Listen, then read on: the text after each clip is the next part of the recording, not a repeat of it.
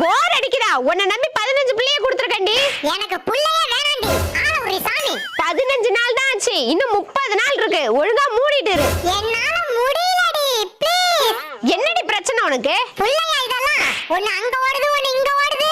என் பேச்ச கேட்கவே மாட்டுதுடி. புள்ளனா அப்படிதாண்டி இருக்கும். நைட் 2 மணிக்கு கரையான் கேக்குதுடி.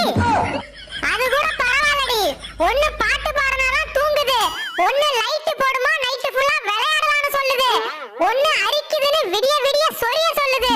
என்னால முடியலடி, ஒரே நலியா இருக்கு. நலியா இருக்கா? இப்ப ஏன் வலி புரியுதா? என்னடி சொல்ற? 15 நாளைக்கு முன்னாடி என் புள்ள